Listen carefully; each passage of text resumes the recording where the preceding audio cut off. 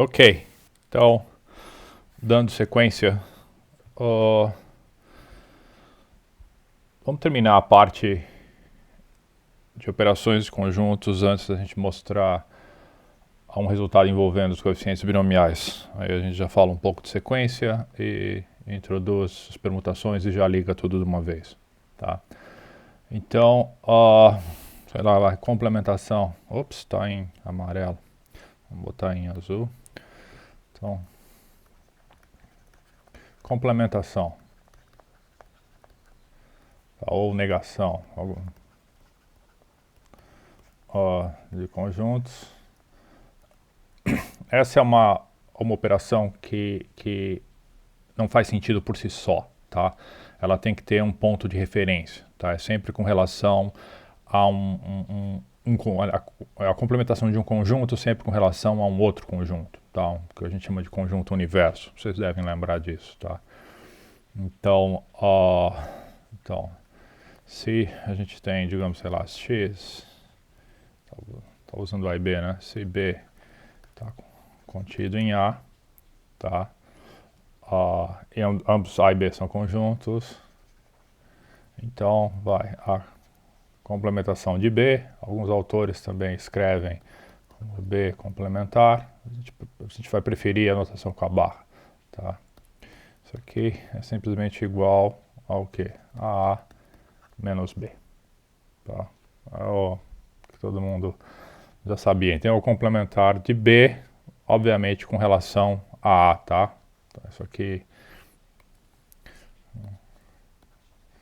com relação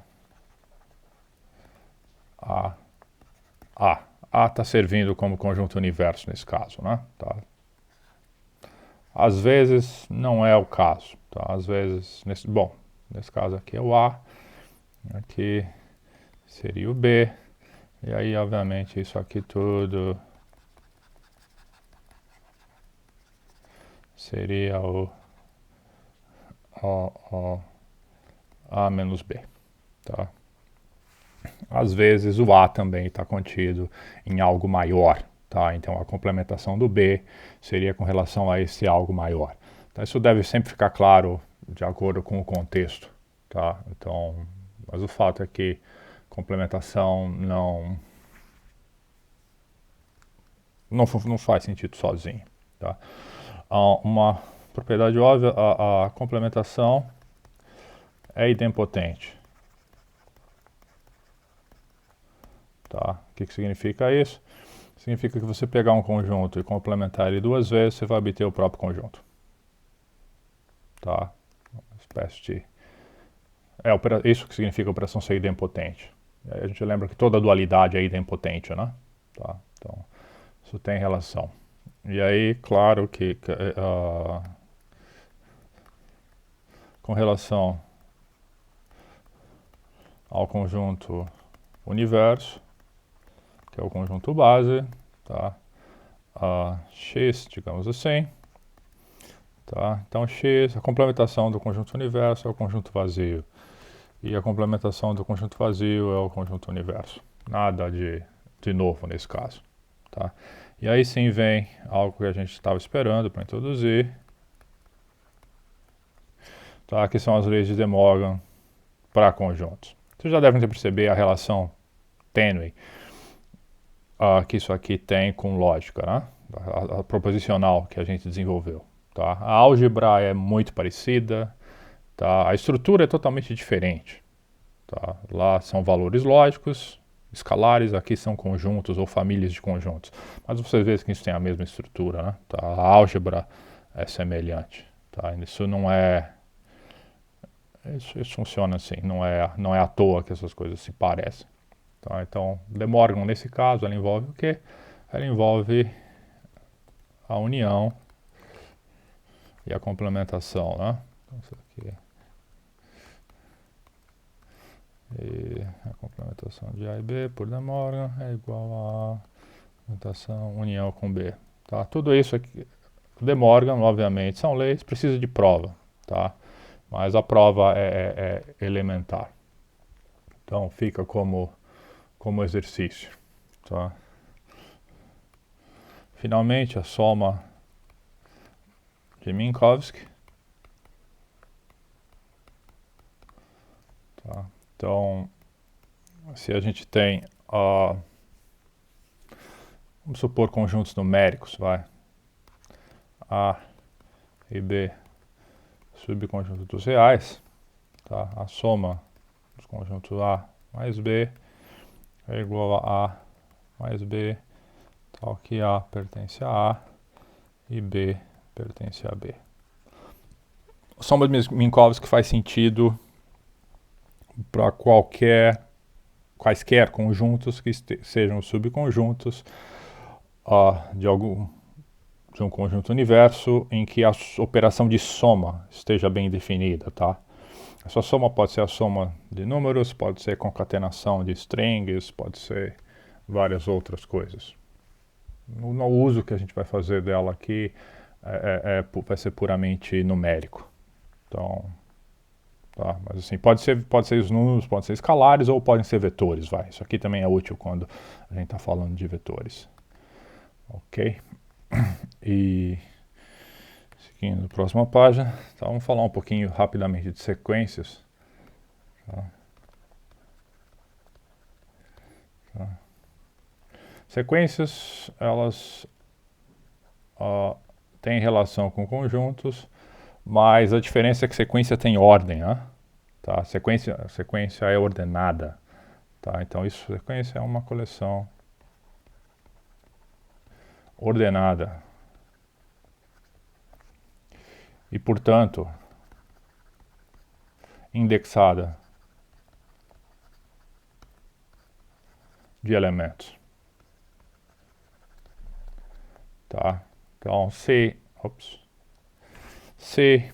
ela tem ordem, a gente pode indexar e falar o elemento da posição 1, o elemento da posição 2 e assim sucessivamente. Não vou escrever uma definição formal disso aqui, vou simplesmente colocar um exemplo. Tá? 3, 5, 6, 9 e 15, vai. Essa é uma sequência finita. A gente representa sequências com o angle bracket, né? Menor, maior, ou simplesmente com parênteses, tá? Parênteses também serve. Vou botar aqui, sei lá, 2, 3, 5, 7, 11, 13. Imagina que essa seja a sequência infinita de todos os primos. Tá? Sequências também podem ser finitas ou infinitas. A diferença é que a sequência, os elementos são ordenados. Tá? Isso aqui, em conjuntos não ordenados. Por serem ordenados, um elemento pode aparecer mais de uma vez, né? Numa sequência. Tá? A gente pode ter aqui uma sequência. 0, 0, 1, 1, 0, 1, 0, 1, 1. Tá? Uma sequência de dígitos binários tem ordem. Tá? Isso aqui também é um vetor, né? Binário. Tá? Então, bom, isso é bastante intuitivo, não tem muito o que falar aqui se eu não for realmente escrever uma definição mais precisa. Tá? E, finalmente, o que a gente queria isso é o produto cartesiano de conjuntos. Tá? Que vocês também já estão acostumados com isso. Tá? Então imagina que a gente tenha para um conjunto A, tá? Pode ser finito ou infinito, tanto faz. A gente define o A elevado a zero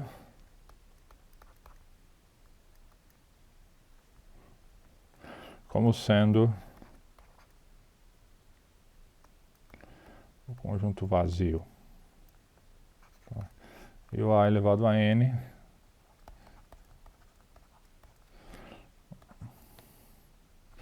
digamos assim, maior ou igual a 1. Tá, isso aqui não sei, talvez demore para a gente usar essa primeira parte aqui, que o A0 é o do vazio. Tá? Então, isso aqui é uma definição recursiva. Tá? Então, deixa eu tirar esse pedaço daqui, vai.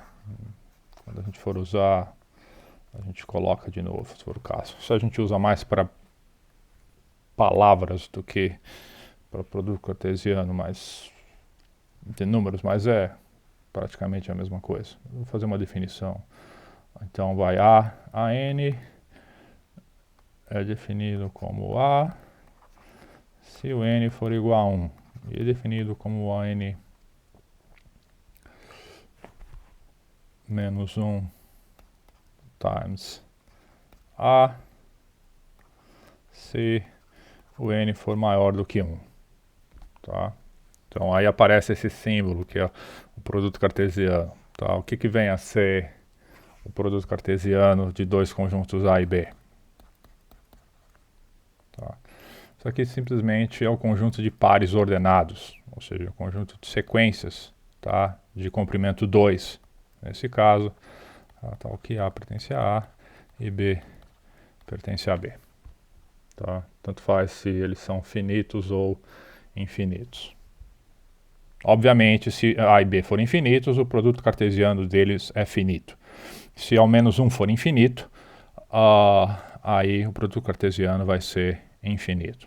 Tá? Produto cartesiano finito é fácil lidar, produto cartesiano infinito também não é difícil lidar, mas algumas vezes a gente tem que usar o axioma da escolha, tá? Nesse caso.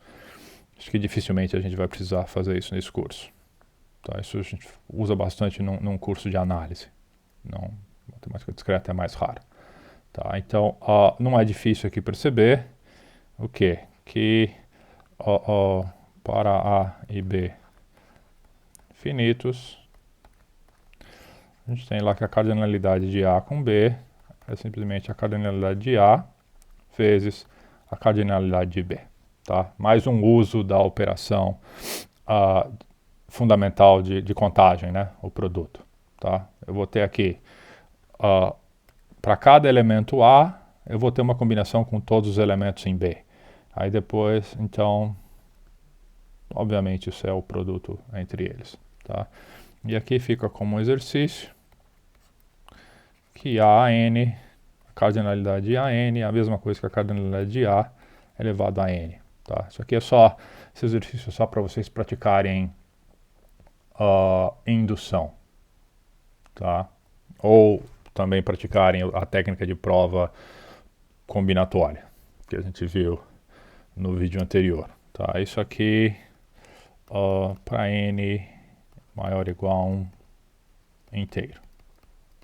Tá? Funciona nesse caso. Tá? O que é uma coisa elementar que segue daqui?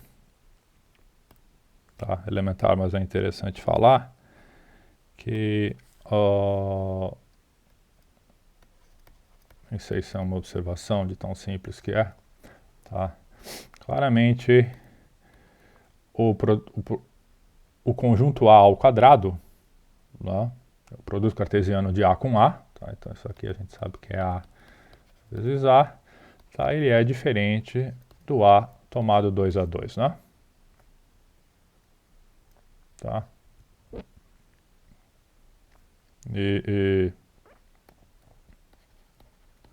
Mais ainda,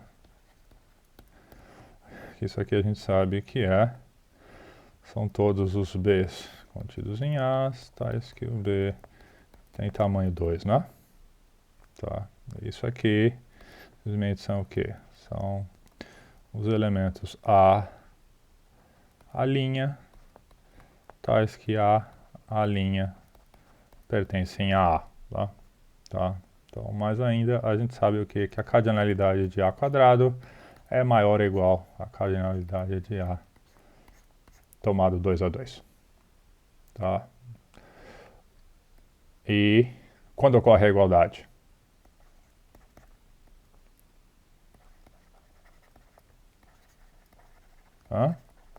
Quando ocorre a igualdade? Nessa expressão aqui.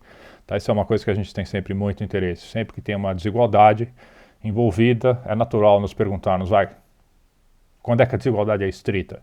Ou quando é que ocorre a igualdade? Tá? Então, nesse caso, quando é que ocorre a igualdade? não é difícil perceber, tá? Fica também como exercício, que essa igualdade ocorre se e somente se o quê? O A for vazio, né? Tá? Por quê? Bom, porque o A tomado 2A2 é uma coleção o quê? De subconjuntos de A de tamanho 2. Tá? Lembra? Não tem repetição de elementos nesse lado aqui. Tá? Já o produto cartesiano de A é uma coleção de sequências, né? De todos os elementos. Tá? Antes da gente fazer um exemplo, uma nota aqui, também trivial, tá? Que é o quê?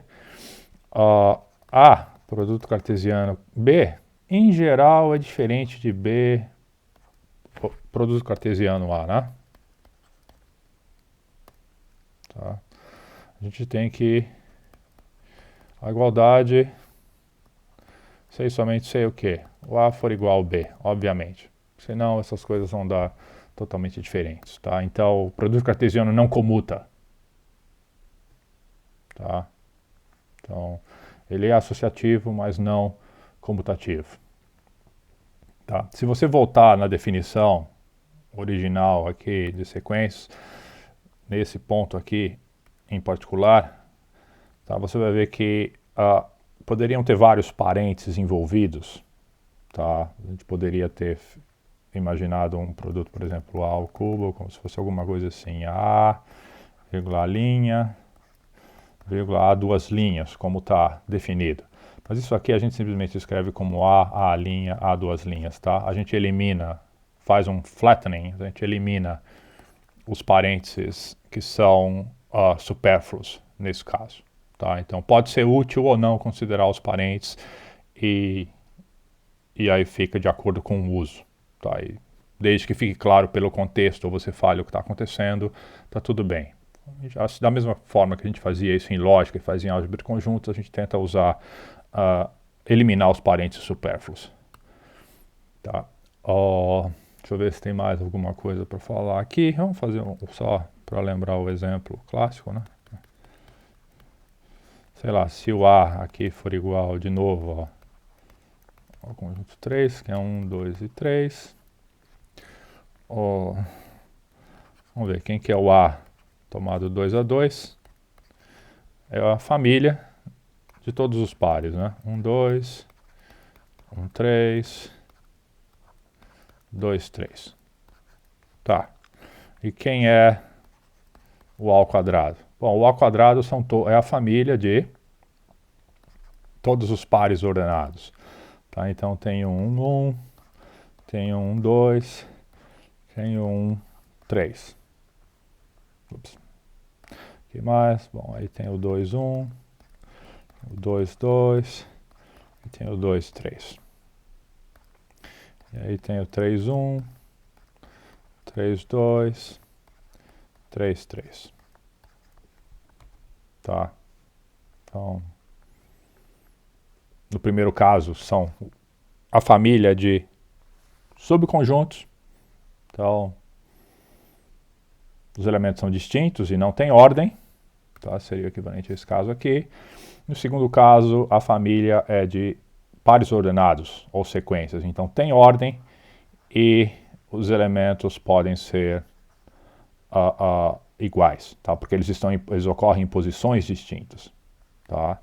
Então, isso aqui também certamente eu estou chovendo no molhado, mas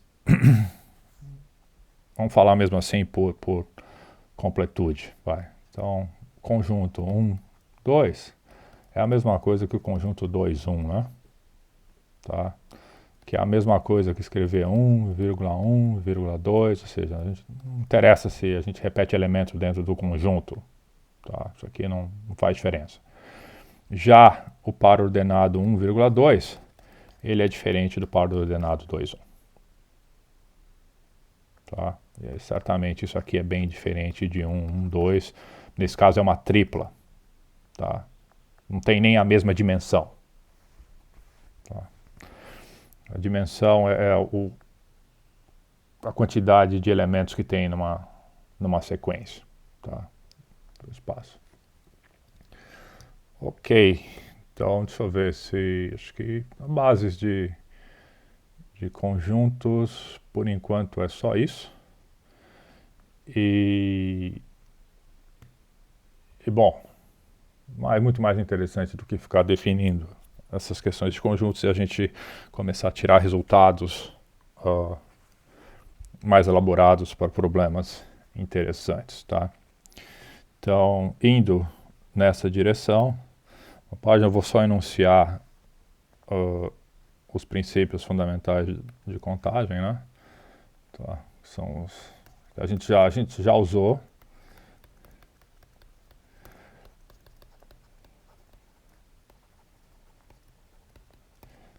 De contagem.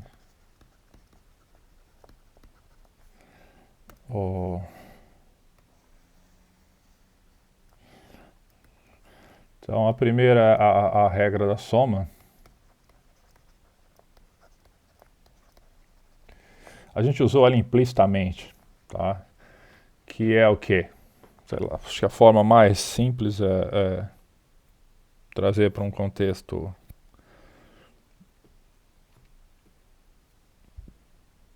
mais real, digamos assim. Então, um contexto de tarefas, tá? Sei lá. Se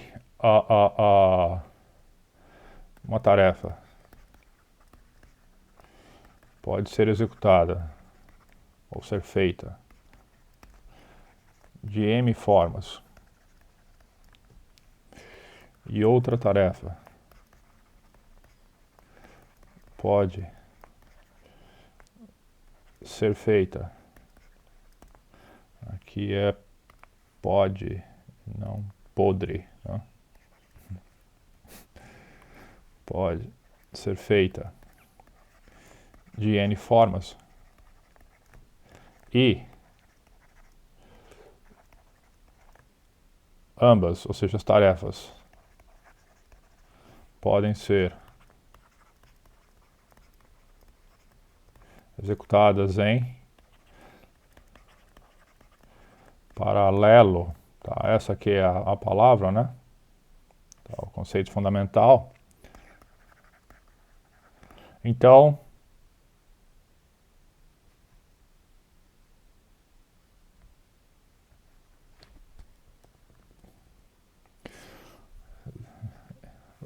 e ambas, deixa eu botar aqui elas, e podem, ser executadas em paralelos simultaneamente, só para afirmar que a gente quer elas já estar em paralelo. Então a gente pode fazer as duas em paralelo, tá? Então,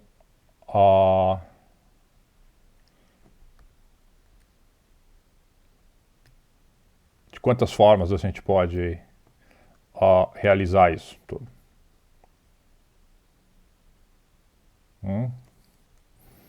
Então,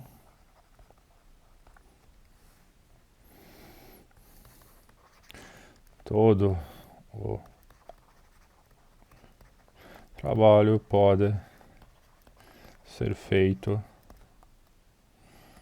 de M mais N formas.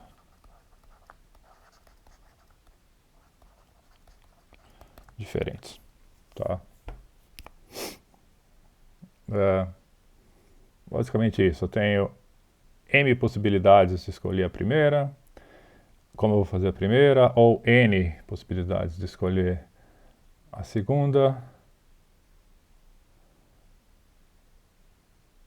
Aqui, na verdade, peraí, é o contrário. Esqueci, limpei e não botei, esqueci de botar. E elas não podem ser executadas em paralelo simultaneamente. Tá? Ou seja, você faz uma ou faz a outra. Tá? É a regra do ou. Deixa eu botar aqui, eu estava com a regra do E na cabeça. Então,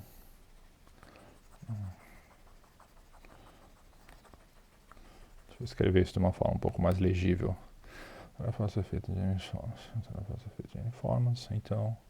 E não pode ser executado em paralelo simultaneamente. Se a gente faz uma ou outra, então o trabalho.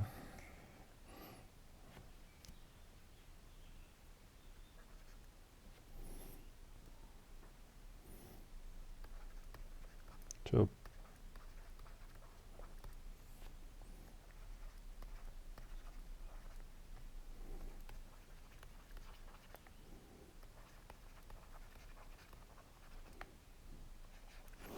Tá, assim ficar melhor. Então, a gente tem que fazer um trabalho, tá? Digamos assim, tem que fazer um trabalho. Tem duas possibilidades. Tem uma que tem M formas de fazer e a outra tem N formas de fazer, tá? E o que acontece é que a gente só pode executar uma delas a priori. A gente pode chegar aqui, escolher um lado e executar uma delas. Ou pode chegar aqui, executar uma outra delas. Tá? Mas a diferença é que não há paralelismo envolvido na história. Tá? Então a regra da soma é como se fosse um ou. Então, bom, de quantas formas diferentes qualquer tarefa pode ser executada? Novamente, você tem M possibilidades no primeiro caso. Ops, deixa eu botar na mesma cor. Vermelho. Então a gente tem M possibilidades no primeiro caso e N possibilidades no segundo caso, tá? Então, isso fica, acho que... Peraí, acho que esse fica um exemplo bom, tá? Da seguinte forma. Imagine que você está aqui num ponto A, ou um ponto X, digamos assim, e você queira chegar lá num ponto Y, tá? E do ponto X, você vai por uma rua, que aí ela se divide, sei lá, em várias outras ruas, M ruas. Ou você pode ir para um outro ponto que se divide em N ruas. E aí depois você quer finalmente chegar em Y, tá? Então aqui a coisa simplesmente segue. Então, e aqui não tem mais divisões. Tá? Então isso aqui é como se fosse a execução em série, né? Tá? De quantas formas a gente pode ir de A para Y? Bom, e é um caminho só, né? A gente quer saber como eu quero chegar em Y, de quantas formas eu tenho. Bom, é simples, você pode ir já que você não pode fazer nada em paralelo,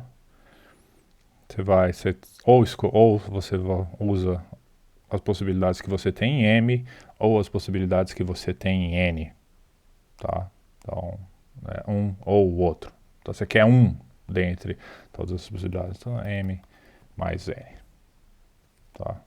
Então, você vai escolher um só aqui. Ou um outro aqui. Ok. Um exemplo clássico disso, vai. Imagine que você tem um conjunto A, tal que o A tem cardinalidade 40, tá, sei lá, 40 elementos. E você tem um conjunto B, tal que a cardinalidade de B é 50 elementos, tá? E nesse caso, o A e o B são disjuntos. Então, a cardinalidade de A união B é a cardinalidade de A mais a cardinalidade de B,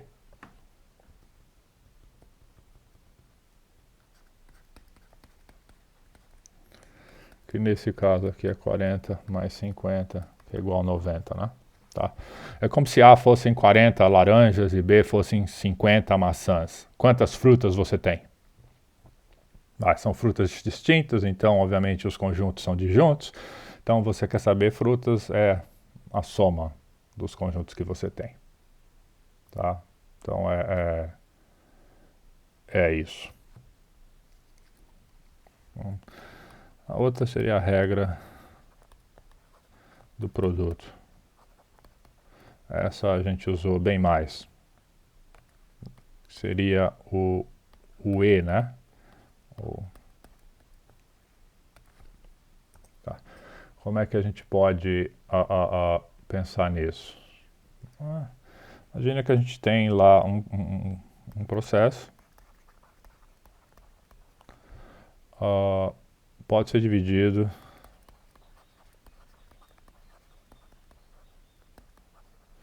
em 2 estágios. Tá? E aí a gente tem o primeiro estágio, tem M possíveis resultados. O segundo estágio, N possíveis resultados. Tá? Então, o procedimento todo pode ser feito de M vezes N formas. Tá? Esse aqui envolve a ideia de paralelismo. Tá? Se o outro era sequencial, esse é paralelo. E a forma bem tranquila é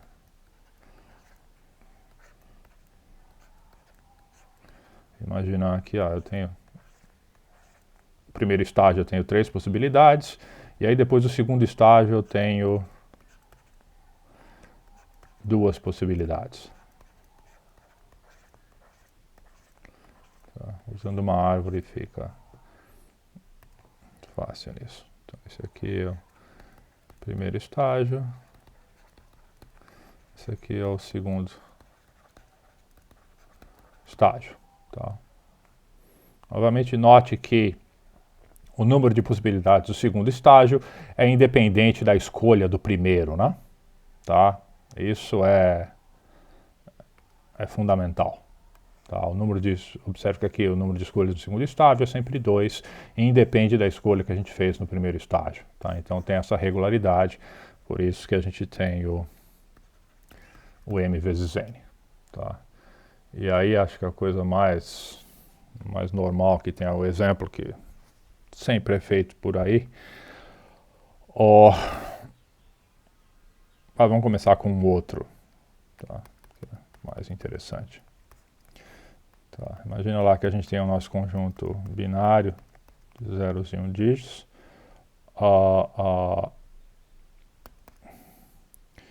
Então, quantas palavras binárias, quantos vetores binários a gente tem, por exemplo, em B cubo? Dá para ver por aqui, né? Não é difícil perceber o quê? Vai ser exatamente lá, vai ser o 0, 0, 1, vai ser o 0, 1, 0, 0, 1, 1, e assim sucessivamente até 1, 1, 1. Eles estão em ordem lexicográfica, né? Então isso aqui, bom, de novo, quantas possibilidades tem para o primeiro dígito? 2. Quantas tem para o segundo dígito? 2. Quantas tem para o terceiro dígito? 2. Tá? São independentes, né? Isso aqui é 2 ao cubo, que é 8, né? Tá? Então, o mesmo valeria para B a N, né? Tá? Isso aqui seria 2 elevado a N. Tá? E esses vetores binários, como eu já falei, em alguns momentos é interessante interpretá-los como se fossem palavras binárias, só a sequência realmente binária. 0, 1, 0, 0, 1, 1, assim sucessivamente, até 1, 1, 1. Tá? A gente pode, desde que fique claro no contexto, a gente explicite, a gente pode tratar isso como uma sequência de um vetor ou como uma palavra. Tá? Mas tem que ficar claro. Então, essa foi um exemplo da regra do produto. Um outro exemplo, as placas de carro, antigamente no Brasil. Placas de veículos. Até, não sei quando mudou, sei lá, vai antes da mudança.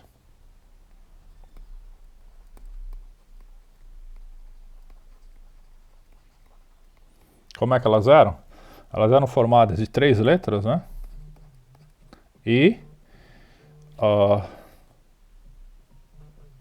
4 dígitos, certo? Então era isso que acontecia. Então, 3 letras e 4 dígitos. Sei lá, 0, 0, 0, 0. Bom, qual o total de placas que existia? Então, quantas letras a gente podia ter na primeira posição? 26 letras do alfabeto, né? Segunda posição, também 26 letras. Terceira posição, também 26 letras. Tá. E os dígitos? Bom, os dígitos a gente sabe que são 10 na primeira posição, 10 na segunda, 10 na terceira e 10 na quarta, né? Tá. Então, esse seria o número total de placas diferentes, tá? No modelo antigo. Nem todas, obviamente, eram usadas, algumas placas eram reservadas, mas isso não vem ao caso, né?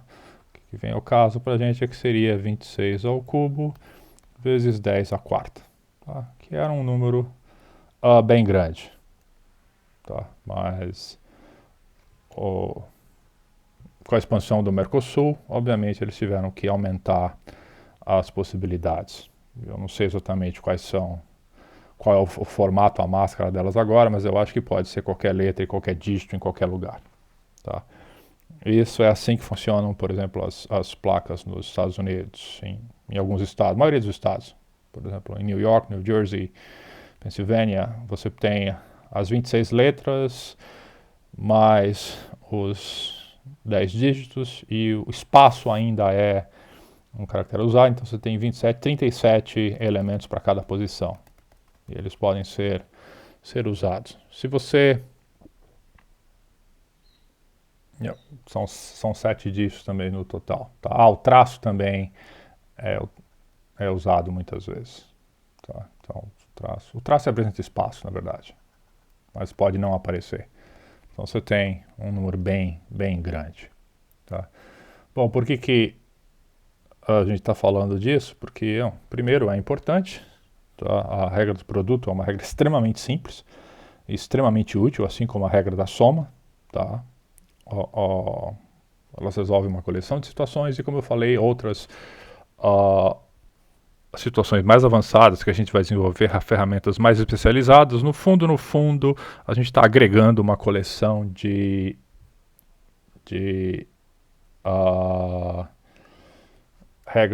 uso de regras de somas de produto. Mas o que interessa para a gente agora, no momento, é falarmos um pouco de permutações. Tá?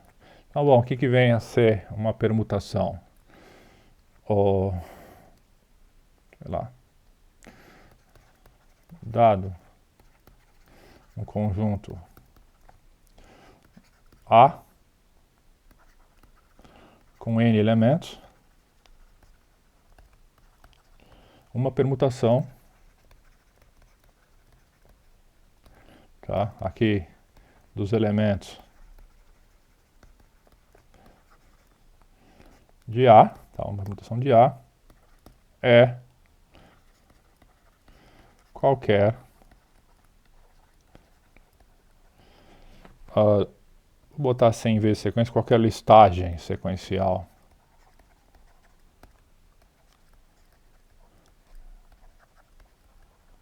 tá? A listagem sequencial é exatamente uma sequência nesse caso. tá? Dos elementos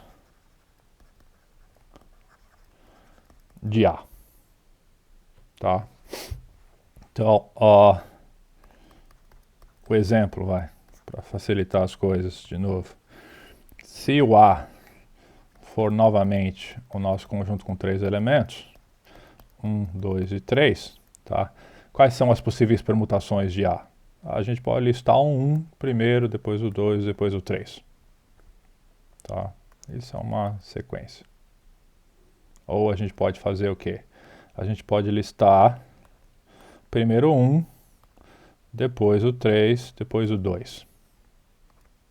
Tá? Ou pode fazer o quê? Ou pode listar primeiro o 2, depois o 1, depois o 3. Ou pode listar primeiro o 2, depois o 3, depois o 1.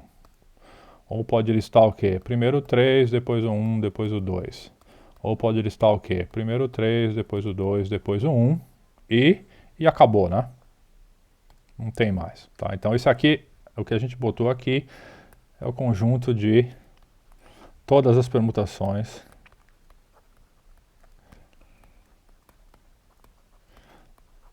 de A, ou dos elementos de A, tá? Então,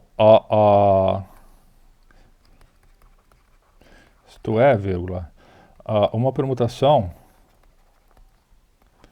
de A é um embaralhamento, né?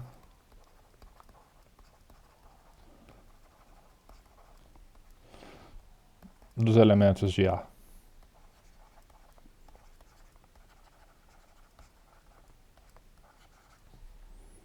Tá? Você fixa uma ordem para eles, ou seja, você transforma os elementos que estão em A numa sequência. Você escolhe uma ordem para eles e aquilo é uma permutação.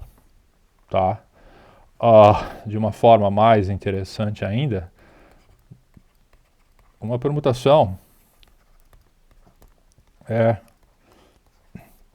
uma função bijetora de um conjunto nele mesmo. Tá? O que a gente quer dizer com isso? Olha, que qualquer permutação, qualquer elemento aqui, a gente tem o conjunto de todas as permutações de A. Tá? Imagina que essa aqui seja, a gente chama ela de π. Tá? Então, π simplesmente é uma função que leva A em A. Tá? Ela troca, para cada elemento do conjunto, ela associa um outro elemento. Tá? Então, é isso que ela fez ali. Se a gente fixasse o conjunto, a listagem do conjunto original como uma primeira sequência, aqui, por exemplo, 1, 2, 3, 1, 2, 3, tá? Você vai ver que a permutação simplesmente ela está reembaralhando os elementos, tá? Nada além disso. Mas isso é um conceito muito interessante e muito importante, porque por causa do seguinte, o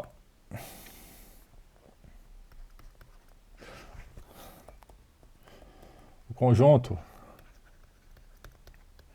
de todas as permutações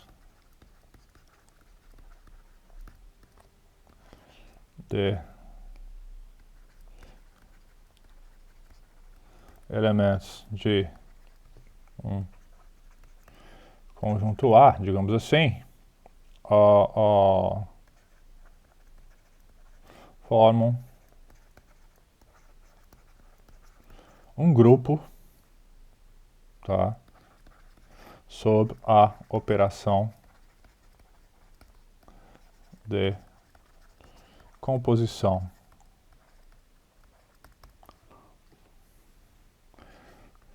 de permutações.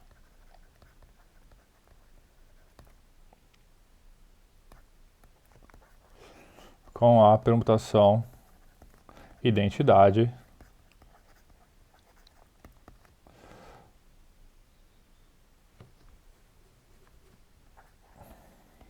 como unidade. Tá? Então, o fundo aqui quer dizer isso é que a permutação de qualquer permutação também é uma permutação. A permutação identidade é aquela que não troca ninguém de lugar. Tá? Se você troca as operações, se você tem uma permutação, você faz a permutação da permutação, aquilo é uma permutação dos elementos originais. Tá? Então ela é fechada sobre composição de função. Isso vai ser muito útil para a gente vai fornecer mais detalhes posteriormente. Tá? A seguinte pergunta é o nosso interesse agora.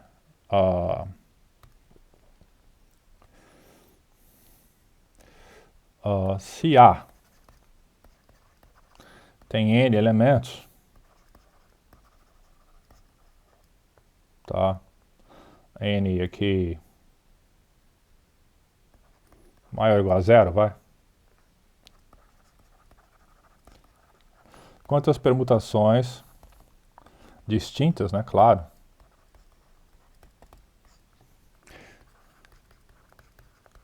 Existem para A. Tá? A gente fez um exemplo aqui na página anterior, né? A tinha 3 elementos, a gente contou 1, 2, 3, 4, 5, 6. Tá? 6 elementos. Se A tivesse, sei lá, se o conjunto B aqui tivesse 2 elementos, tá? Que seria quais seriam as permutações de B? Vamos chamar assim de sigma de B, quais seriam os conjuntos todos sigma de B? Bom, a gente podia ter lá o 1, 2 e o 2, 1, né? Não tem muito mais o que fazer nesse caso. Se tivesse 4 elementos, obviamente seria bem maior. Ou não bem, um tanto maior. 5, 6, não é difícil perceber que isso aqui cresce bastante, né? Tá? Mas cresce o quanto? A gente já conhece todos os elementos necessários para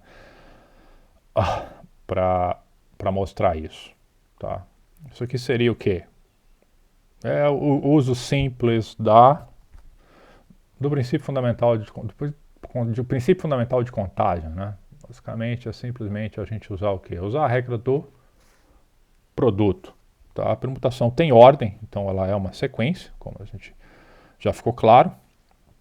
Tá? Então A tem N elementos. Então, é como se a gente tivesse lá N posições, né?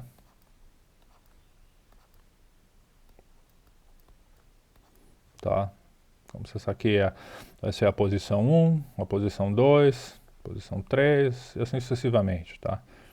Sei lá, a posição 1, 2, 3, 4, 5 e a N, tá?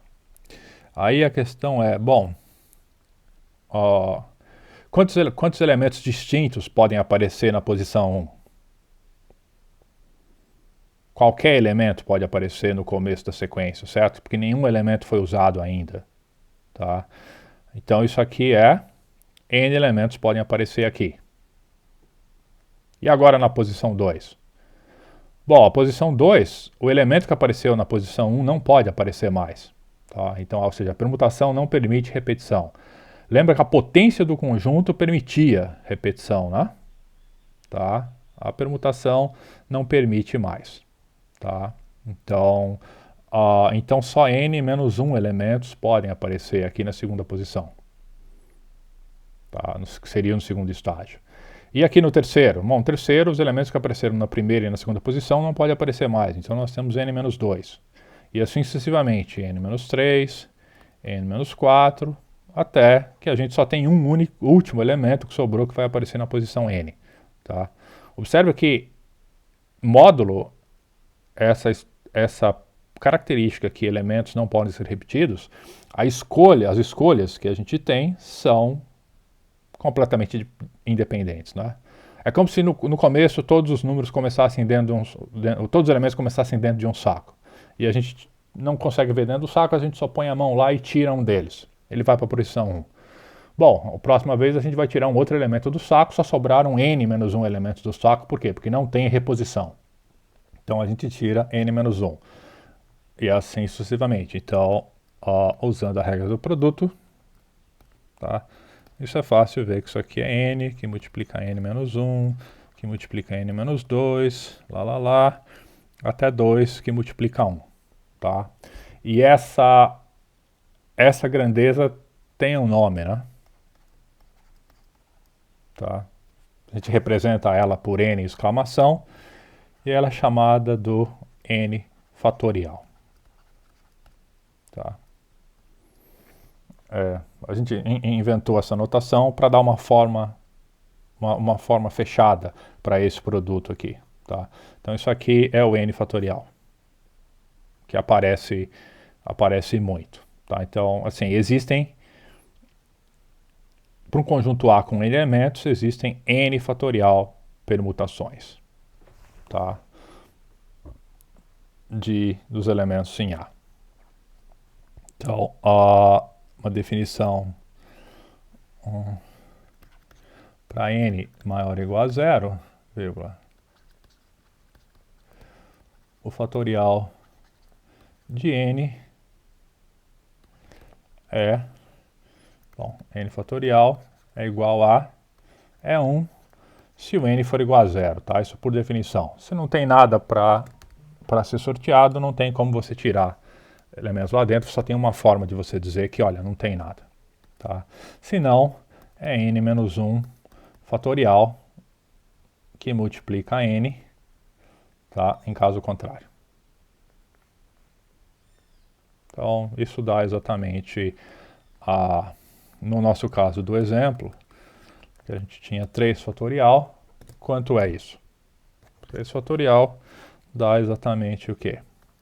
Dá 3 vezes 2 vezes 1, que é 6. Tá?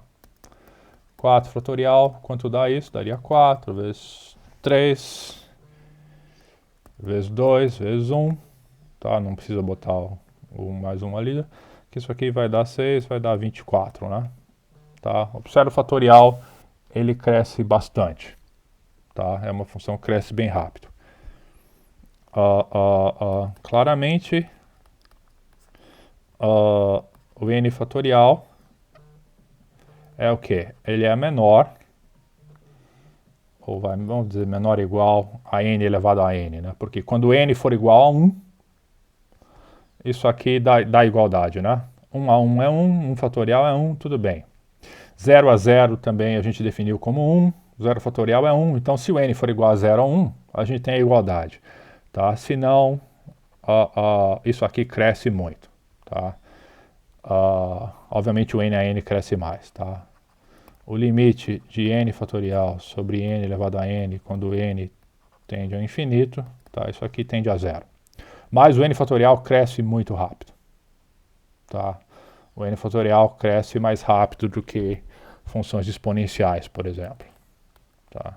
Então, por exemplo, o fato 2 elevado a n é menor do que o n fatorial, tá? Para o quê? Para 2 elevado a 1 é 2, 1 fatorial ainda é menor, mas quando 2 fatorial, isso aqui é 4, o lado esquerdo é 4, se n for 2, 2 fatorial é 2.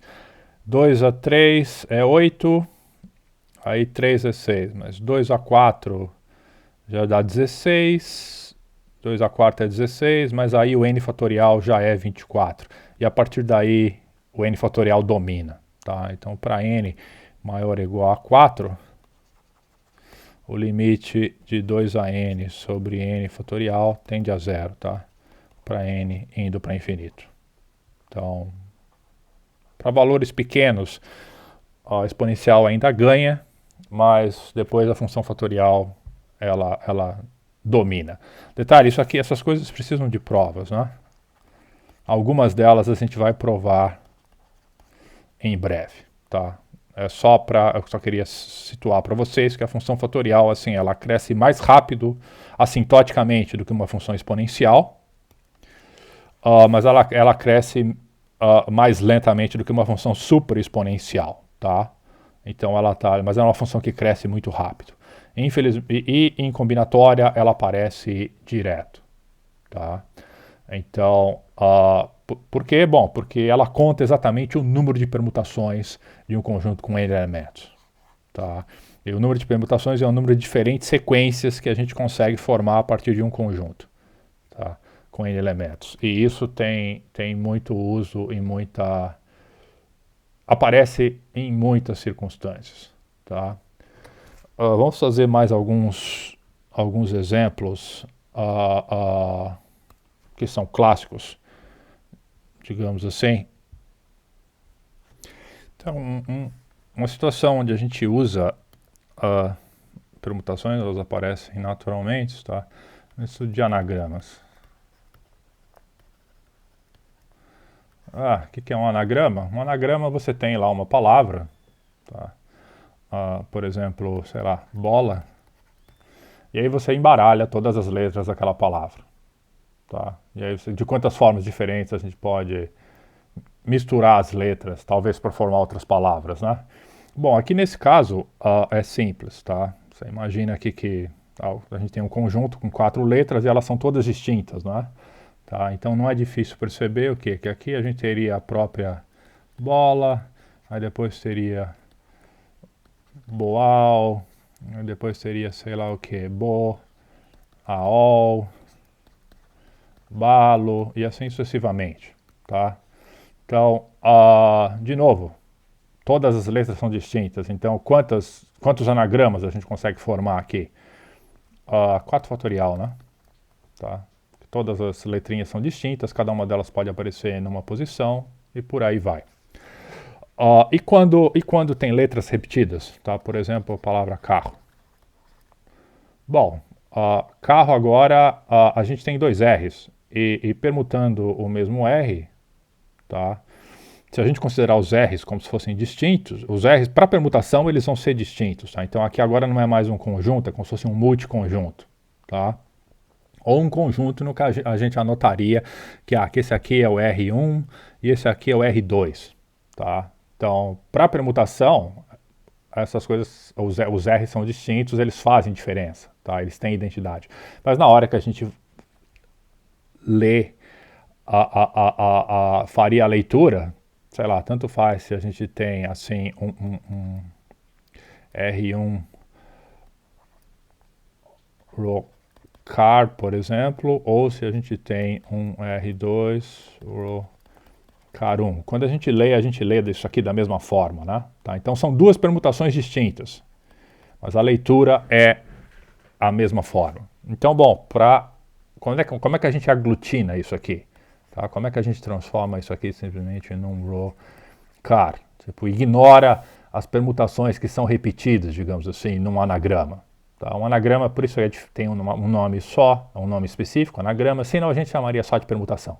Não tinha que inventar um outro nome para ele. Tá? Mas é um anagrama porque tem a diferença. Então a gente quer fazer as permutações, mas quer ignorar as permutações que seriam assim repetidas. Tá? Então, e aí? Bom, não é difícil perceber o quê? Que com o carro lá, de novo, a gente tem aqui as 5 possibilidades, né? Tá, então, permutação simples, a gente podia ter lá 5 possibilidades na primeira posição, 4 na segunda, 3 na terceira, 2 e 1. Isso aqui, obviamente, daria o 5 fatorial, tá? Qual é a diferença? Bom, a diferença agora é que a gente tem uma letra repetida. Que letra repetida é essa? É o R, tá? Então, a gente tem lá o R1 e o R2. E tanto faz se o R1 aparece primeiro ou o R2 aparece primeiro, certo? Para a permutação é diferente, mas para o anagrama, ou seja, quando a gente vai ler, dá na mesma. Então isso implica o quê? Que em cada uma dessas 5 fatoriais palavras aqui, a gente vai ter, para os 2 R's envolvidos, a mesma palavra quando o R1 aparece primeiro, depois o R2, ou quando o R2 aparece primeiro, depois o R1. Tá? Ou seja, é como se a gente tivesse as permutações das 3 letrinhas, que é o C, o A e o O, e aí a gente tem lá 2 posições onde o R1 aparece primeiro, depois o R2, ou vice-versa, tá? Em todas as possibilidades. Então, e quantas permutações existem só para essas 2 letrinhas, para o R1 e R2? Nesse caso aqui, 2, né? porque são só dois. Tá? E se a gente tivesse, sei lá, carro com 3 R's, seria algo parecido, mas aí nós teríamos 3 R's distintos e qualquer permutação deles seria considerado a mesma coisa, né? E por aí vai. Então a gente simplesmente, no caso do carro com 2 R's, a gente divide por 2 fatorial. Simplesmente a gente contou demais, tá? Tem uma super contagem. Então a gente divide por 2 fatorial para simplesmente aglutinar essas permutações diferentes em formas de leitura. Tá? E isso deve ser feito para cada letra, para cada número de letras que a gente tem. Tá? Então, no caso mais geral do anagrama,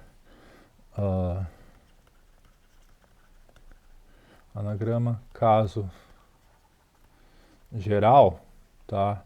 É dada uma palavra com, sei lá, N letras, tá? Tal que a primeira letra.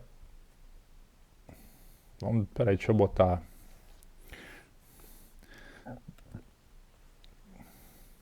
Com N letras.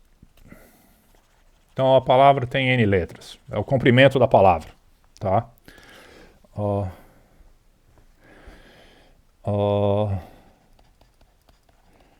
Existem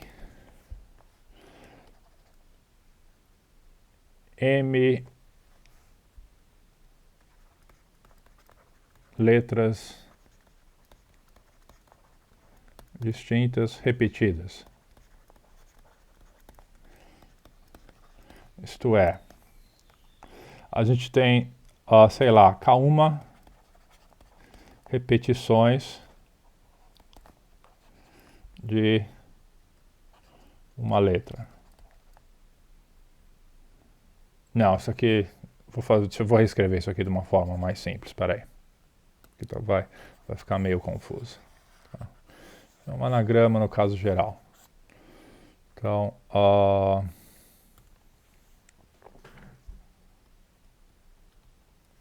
então a gente tem aqui, temos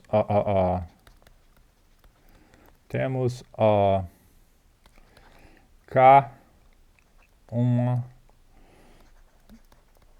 letras do tipo 1, K2 letras do tipo 2, lá, até que a gente tem KM letras do tipo M, tá? Com K1 mais K2 mais lá mais KM igual a um certo K. Tá? Então a gente tem M tipos de letras que estão repetidas. Tá?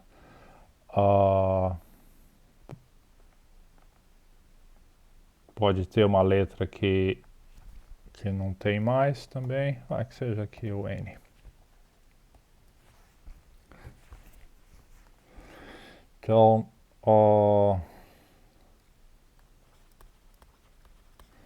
quantos anagramas? Obviamente distintos, né?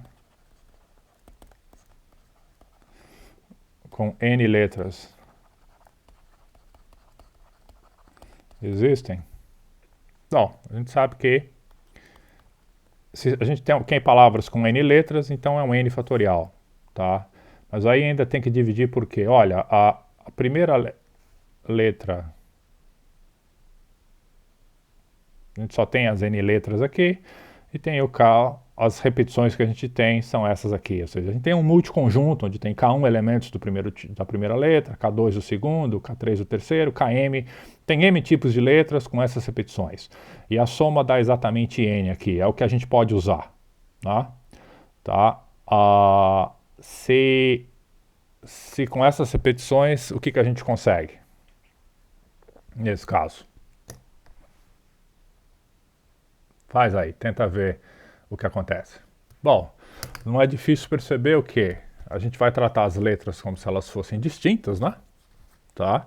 Então, quer dizer, as letras, os tipos das letras são distintos.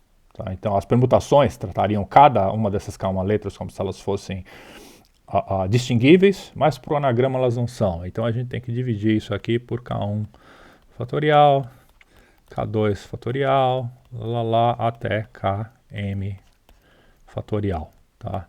E isso aqui daria o número de anagramas que a gente teria, tá? Para essa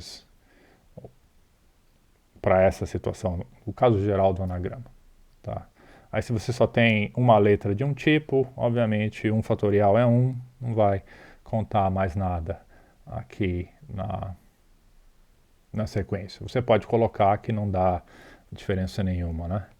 Aí, então, quer ver, vai, mais um exemplo. Ops. Okay. Mais um exemplo. Ou, sei lá, a palavra...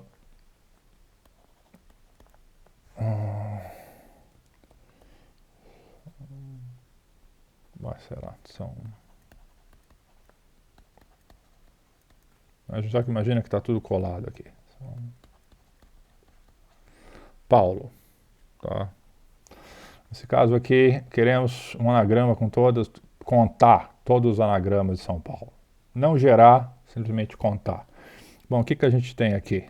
S, a gente tem um só. A, são 2. O, são 2 também. P é 1. U é 1 e L é 1, né? Tá? Então o número de anagramas seria o quê? São 3, 6, 8, então seria 8 fatorial, dividido por o quê? Por 1 fatorial, 2 fatorial, 2 fatorial, 1 fatorial, 1 fatorial, 1 fatorial. Tá? Isso aqui seria 8 fatorial sobre 2 fatorial, 2 fatorial. Que bom, 2 fatorial é 2, então isso aqui seria 4, 8 fatorial. Então isso aqui é a mesma coisa aqui, 8 vezes 7 fatorial dividido por 4. Então isso aqui daria 2 vezes 7 fatorial. Tá? Seria o total de anagramas com as letras da palavra São Paulo. Tá? Isso são... Então as permutações elas fornecem arranjos, elas supõem que os elementos são distinguíveis.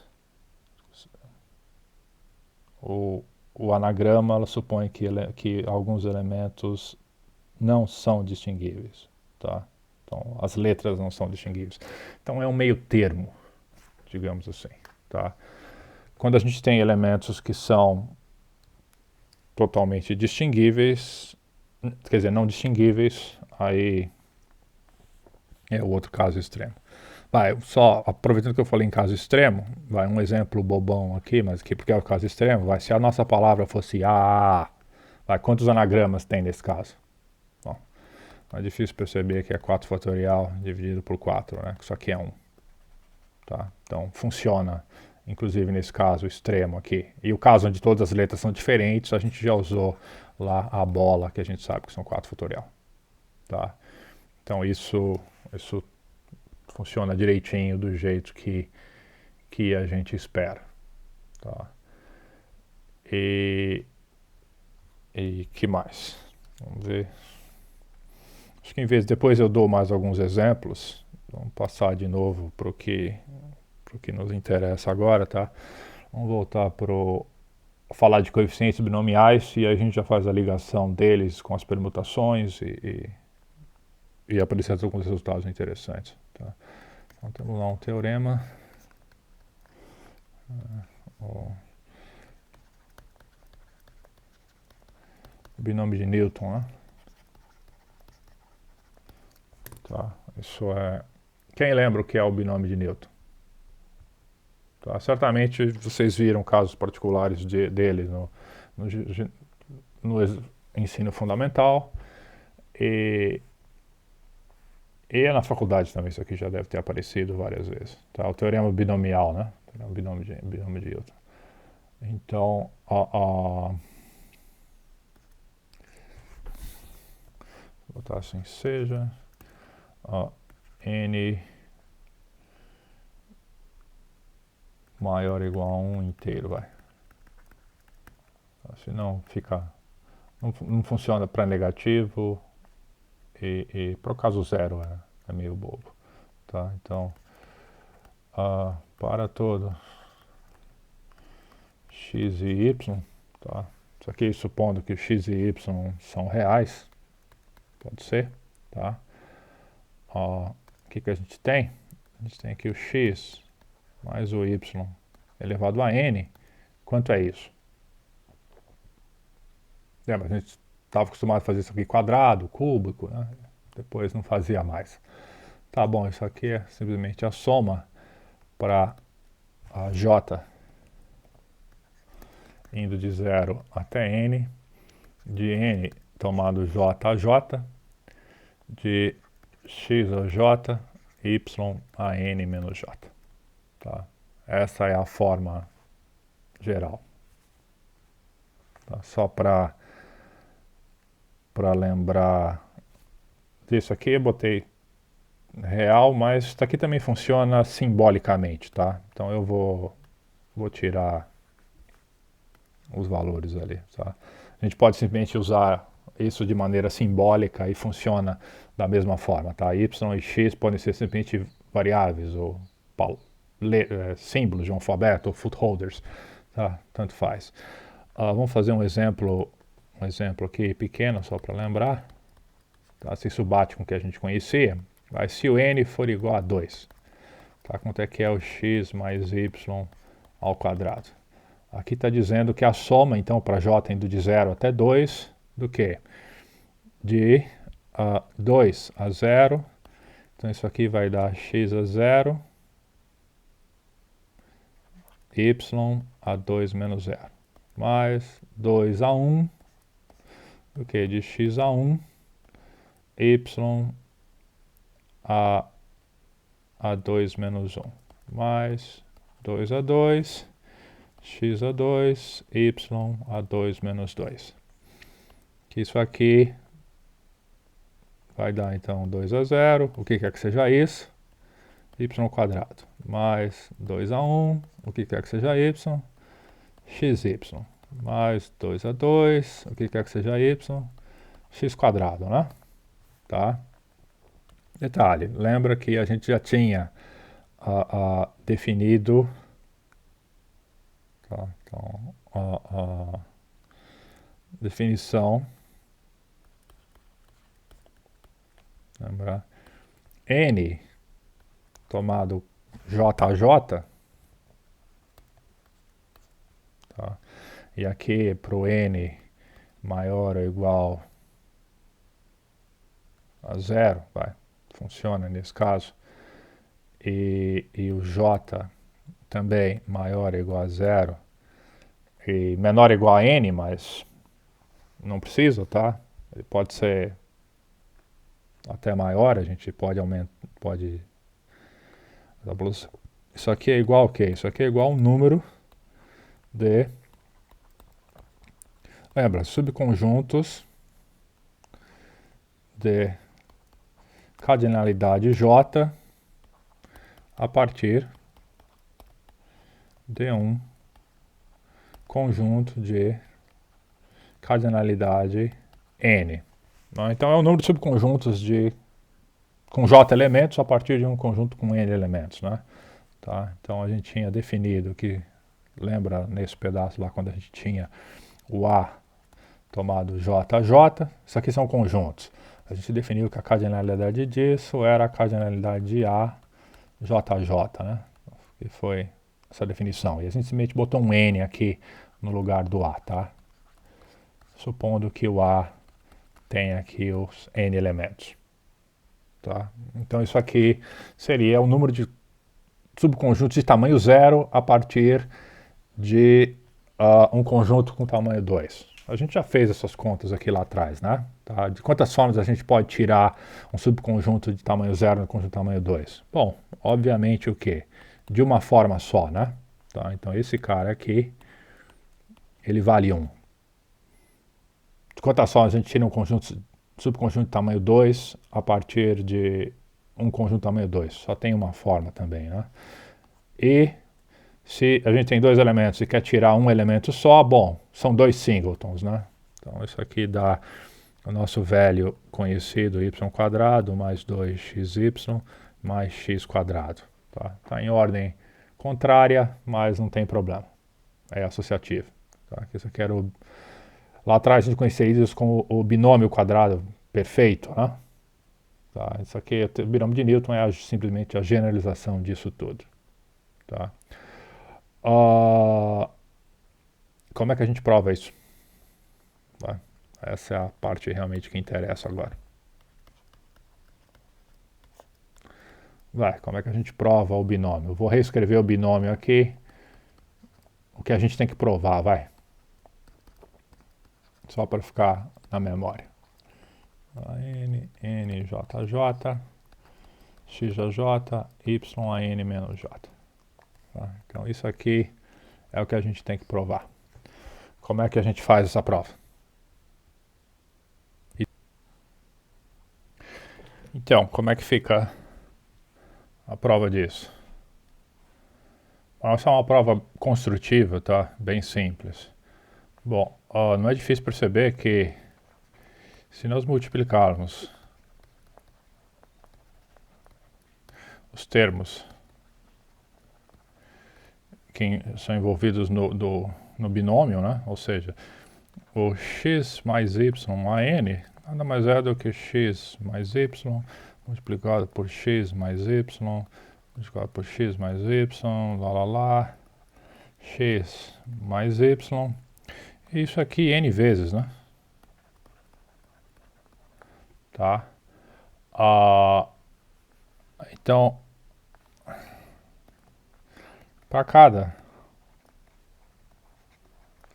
j maior ou igual a zero, ou seja, no caso o j aqui, o j ele vai de 0, 1, né? Então vamos usar uma outra notação para vocês ficarem até n, tá? Para cada j nesse intervalo, 0, 1 até n, o que acontece? Tá? Nós temos exatamente n tomado JJ formas de obter o que? O x a j y a n menos j. Certo? Razoável isso? Sim, ok, de fato. O que acontece aqui? Nessa multiplicação aqui, né? Vou botar. Tipo, aqui a gente escolhe um, por exemplo, o x. O x vai multiplicar o próprio x, aí depois multiplica o y lá, aí o x multiplica um outro x, ou seja, dessas n parcelas que a gente tem aqui, tá? A gente escolhe. Deixa eu mudar a cor de novo. Assim. Escolhemos j vezes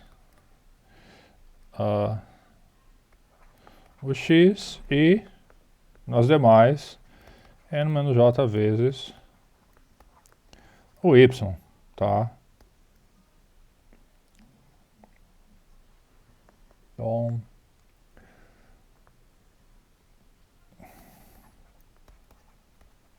nós temos x mais y que a gente tem, né? Tá? Então, ou seja, é difícil perceber que se a gente quer x a j, y n a j, eu tenho que escolher o x j vezes e o y n menos j vezes. Então, essas são as formas que a gente tem para escolher esse negócio. Uma prova bem simples, tá? Ó, e isso, como a gente já falou, o termo de binômio generaliza o binômio quadrado perfeito, que a gente viu lá atrás no... Não lembro que série era essa, mas sei lá, acho que sétima série, sexta série, oitava série, não sei, tá? Então, essa é a prova simples, prova combinatória, basicamente, com a direta, tá? Do binômio. É quase que a definição. Então, por isso que a gente consegue escrever o binômio daquela forma. E o binômio, o coeficiente binomial, então, tem esse nome exatamente porque ele aparece aqui como o coeficiente da expansão do binômio, né? Tá? O nome dele vem exatamente desse teorema do binômio de Newton. E a gente pode, é um resultado simples, mas que tem bastantes implicações interessantes, tá? Vamos fazer uma proposição simples.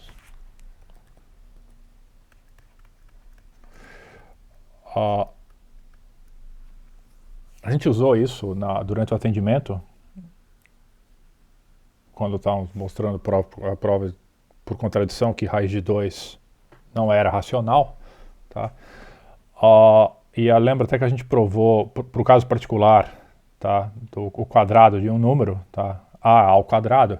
Vamos fazer agora para o caso geral, e lá a gente só provou um lado, vamos provar o lado completo agora, né? A paridade de potências, tá?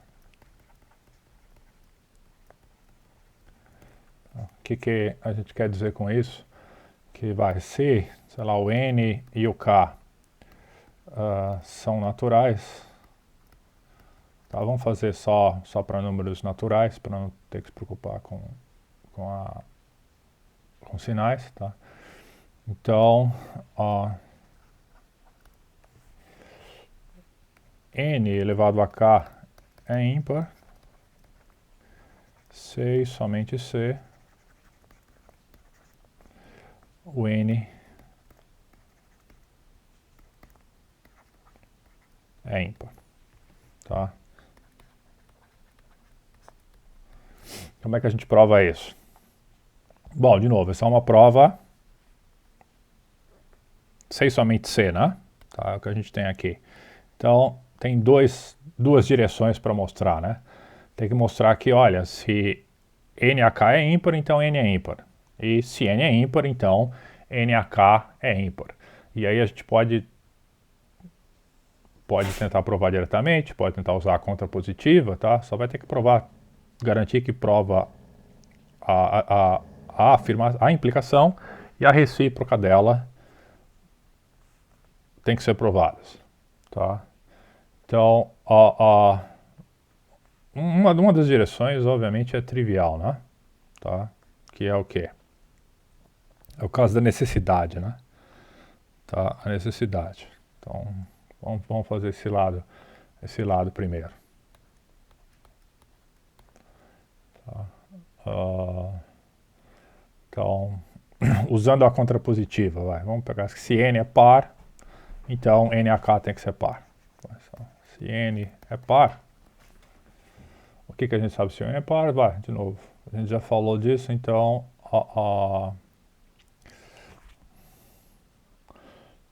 isto é, N igual a 2K, não 2K, 2M, K a gente já está usando. Para algum M, né? Então, NAK é igual a 2MAK, que isso é igual a 2K MAK, né? Então, claramente,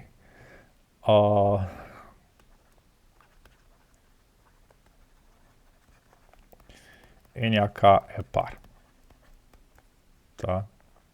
Então, vamos fazer, deixa eu abrir um box aqui e vamos explicar o que a gente está fazendo. Tá? A gente está no começo do curso ainda, então é interessante. O que a gente tinha que mostrar? A gente tinha que mostrar que NAK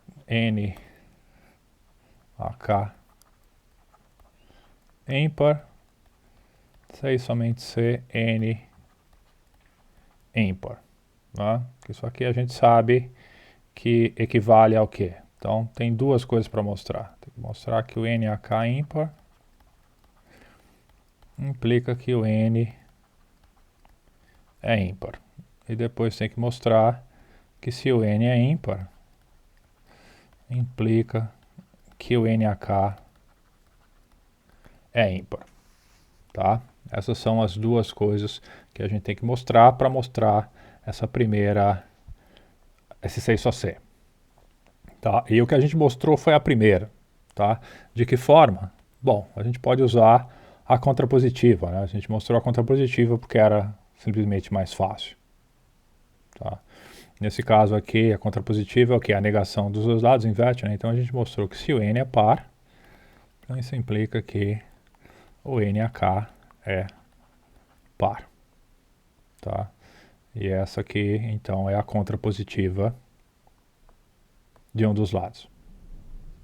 Agora a gente tem que mostrar o outro lado. O outro lado a gente pode também mostrar a contrapositiva dele, mas basicamente a gente vai fazer da forma direta.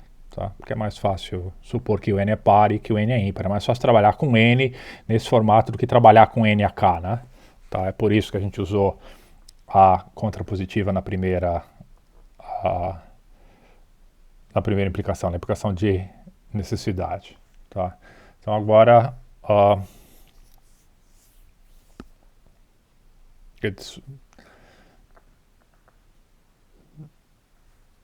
de suficiência, na verdade, né? Então a gente mostrou que o NAK é ímpar, né? Suficiente para o N ser ímpar. Tá? Então a primeira prova foi de suficiência. Então agora vamos fazer a necessidade. Tá? Então, como é que fica esse lado? Bom, esse lado agora então a gente supõe que o N é ímpar. Tá? Se o N, que é igual a 2M mais 1, é ímpar, tá?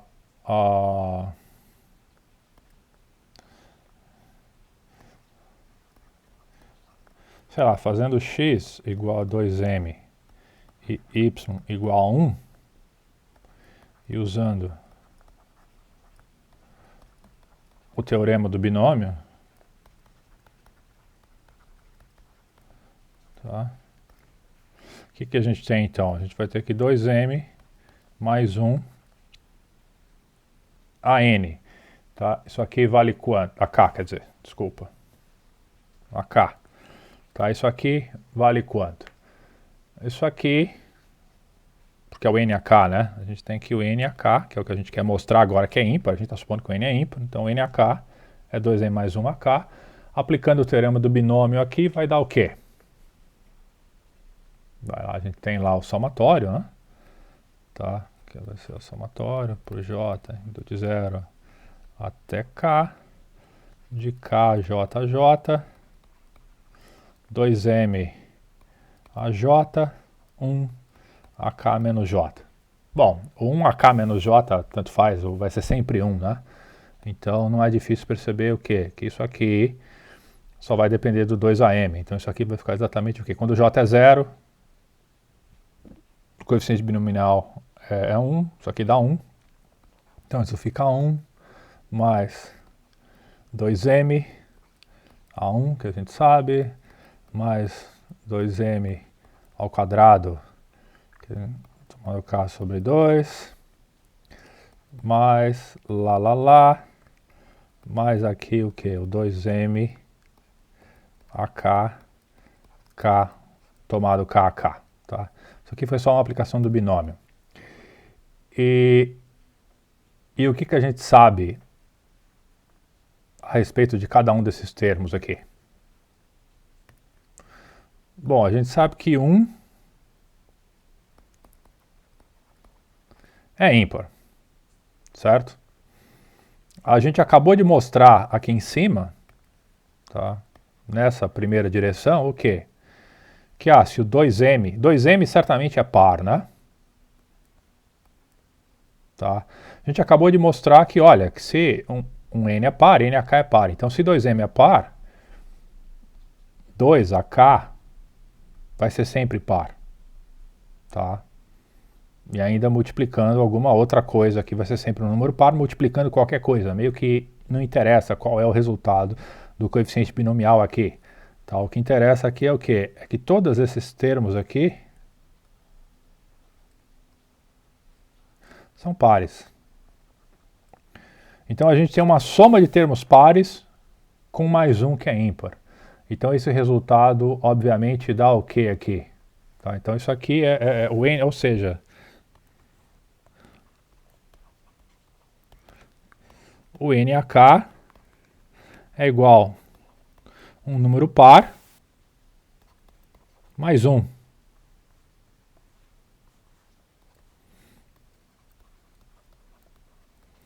Necessariamente ímpar. Tá? E isso termina a prova. Bacaninha, né? Uma prova simples, mas bem feitinha. Tá?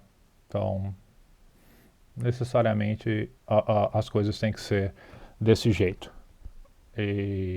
Bom, e com isso a gente também provou completamente os casos, o caso que aquele lema que a gente tinha usado no atendimento para mostrar que a raiz de 2 era irracional.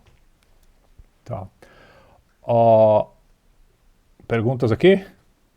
Bom, se tiverem pergunta aí, vocês voltam no atendimento e fazem a pergunta. Tá? A questão é, como é que, dado que a gente tem o teorema do binômio, a gente prova várias outras coisas interessantes, né? Tá, vamos mostrar uma delas aqui. Sei lá, isso aqui é um fato. Eu não vou nem chamar de proposição, porque isso aqui não interessa muito. Não, interessa, mas é uma prova muito simples, tá? Quanto vale, por exemplo, isso aqui de j igual a 0 até n de n tomado jj, vai. Isso aqui para n maior ou igual a 0. Quanto vale a soma desses coeficientes binomiais?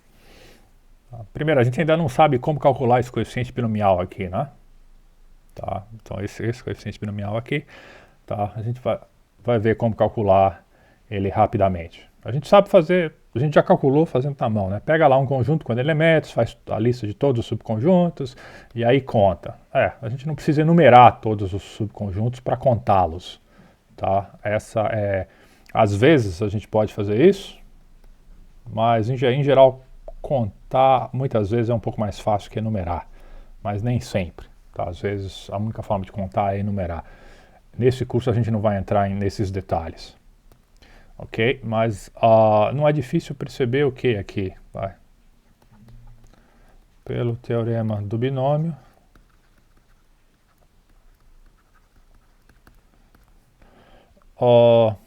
isso aqui nada mais é do que o quê?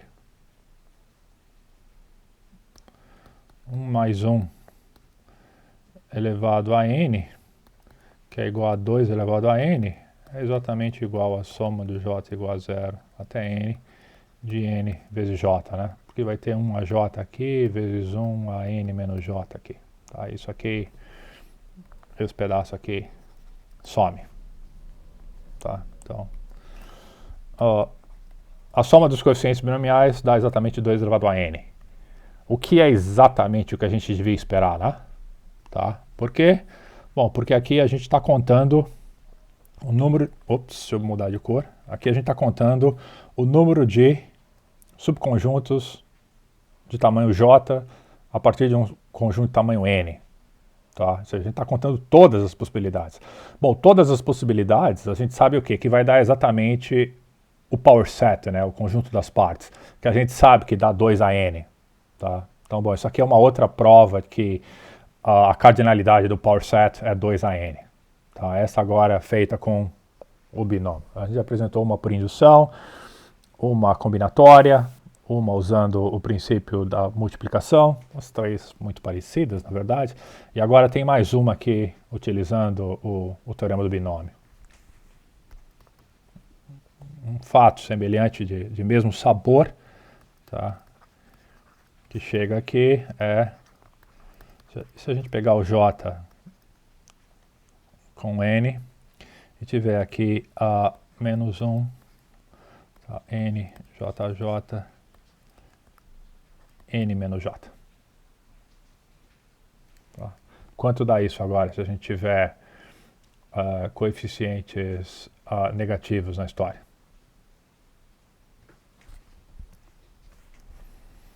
Tá? Isso aqui não vai dar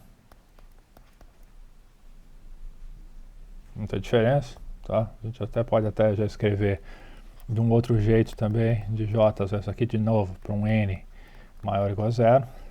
Jn menos 1 AJ, N tomado JJ, que isso aqui vai dar o quê? Bom, isso aqui é 1 menos 1, né?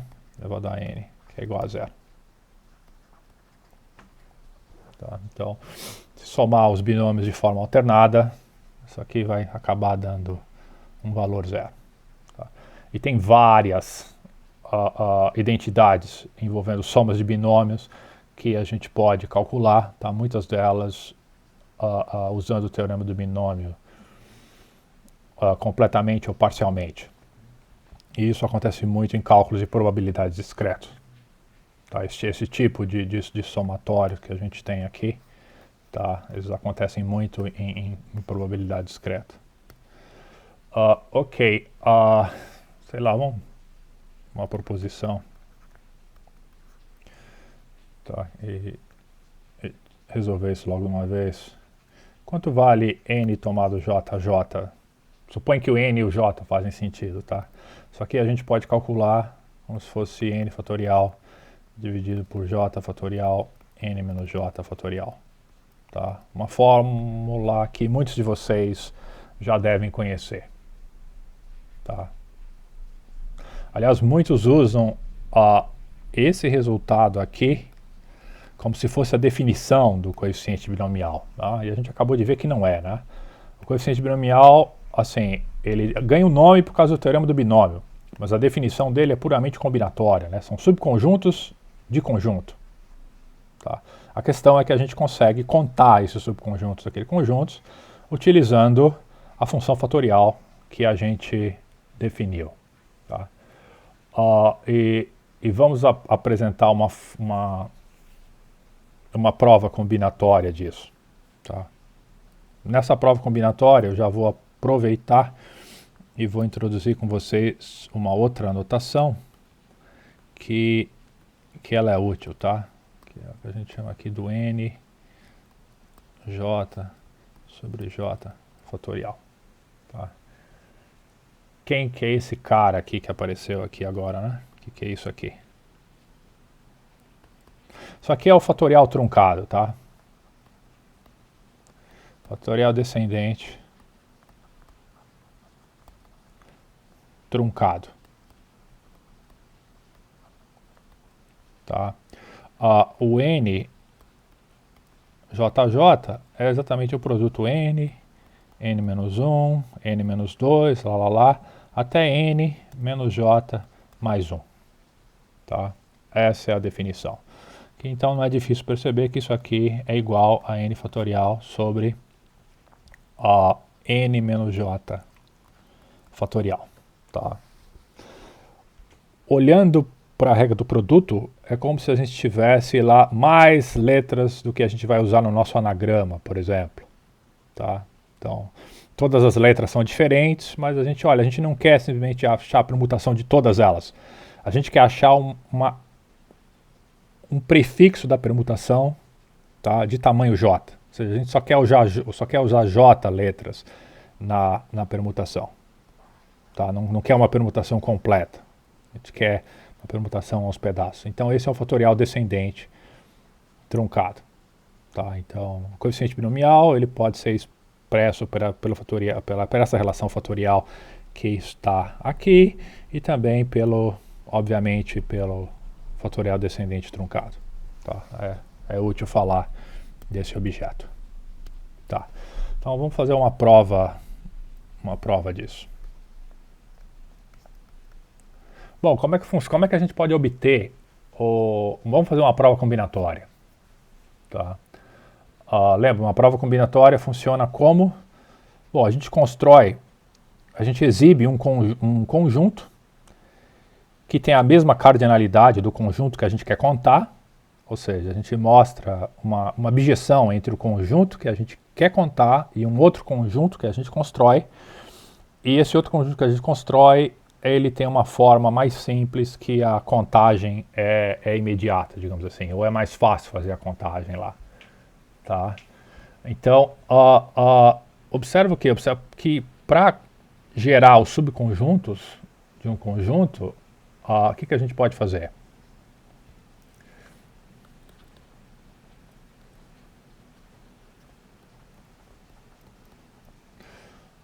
Vou usar uma outra notação aqui, tá? Vou chamar de J,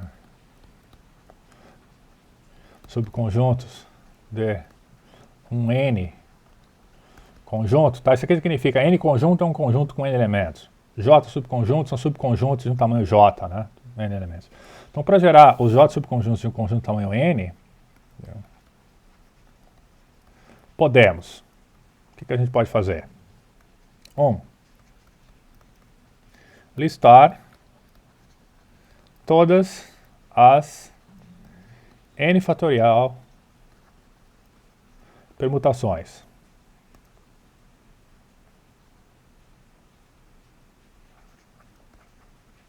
do conjunto.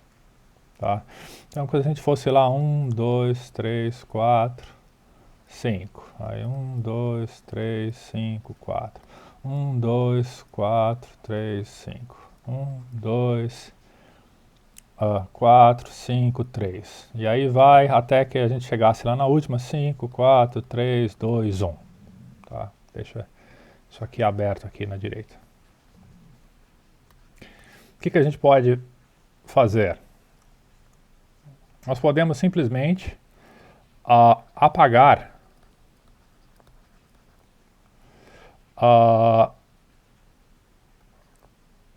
os sufixos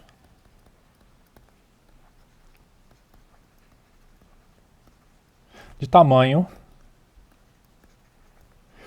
n-j das permutações acima. Ou seja, é como se a gente viesse aqui e supõe que, nesse caso, o nosso n é igual a 5 e o j é igual a 3.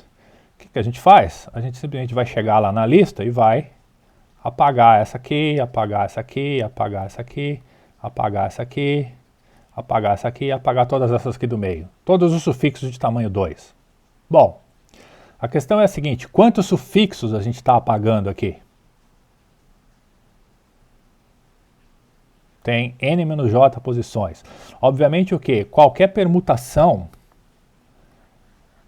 de elementos que tiver comprimento n-j vai aparecer aqui, né? Tipo, o 4,5 aparece aqui e o 5,4 aparece aqui também. Tá? O 3,5 aparece, o 5,3 aparece. E 2,1 aparece, 1,2 aparece. 1,5 aparece, 5,1 aparece. Então, quantos sufixos existem nesse caso? Tá? Existem n-j fatorial deles. Tá? Bom, o que sobra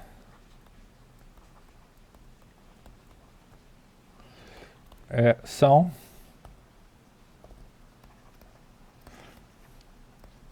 permutações truncadas de tamanho, comprimento J, certo? Com repetições, né? E fica claro aqui desse exemplo que a mesma permutação agora aparece várias vezes, né? Tá? Tantas vezes quanto o quê? Quanto a gente tinha o sufixo lá do outro lado. Só que agora mais um ponto.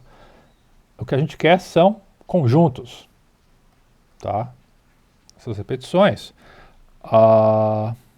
Então aqui a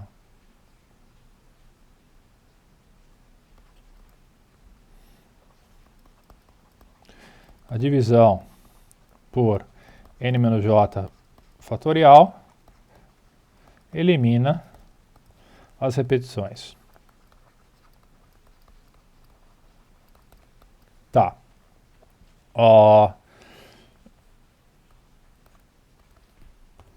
Finalmente,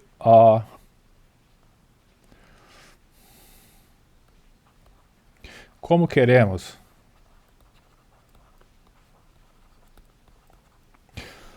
subconjuntos,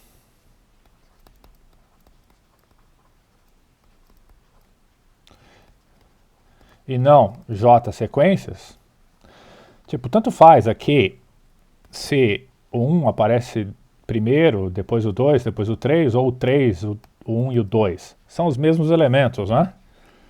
Então, a gente tem que ter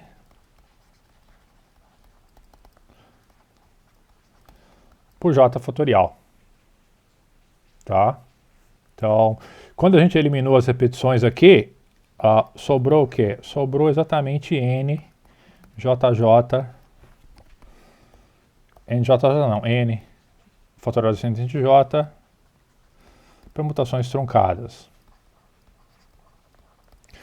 Com o passo 4, isso aqui implica o quê? Que a gente tem N descendente a J, fatorial descendente J, sobre J fatorial subconjuntos. E isso termina a demonstração. Tá? Dá para ver que cada subconjunto aparece nessa lista que a gente construiu uma única vez, e cada elemento dessa lista é um subconjunto de tamanho J. Tá? Então, tem uma abjeção que está implícita aí por trás, mas ela está, e foi extremamente simples fazer a contagem nesse caso. Tá? Então essa é... Bom, é por isso que a gente usa os fatoriais para calcular os coeficientes binomiais. Tá? E deixa eu ver quanto tempo a gente tem aqui. Eu acho que por esse vídeo tá bom. Tá? No próximo a gente vai ver mais algumas aplicações e mais algumas relações e mais algumas aplicações de contagem e coeficientes binomiais. Então, ficamos por aqui.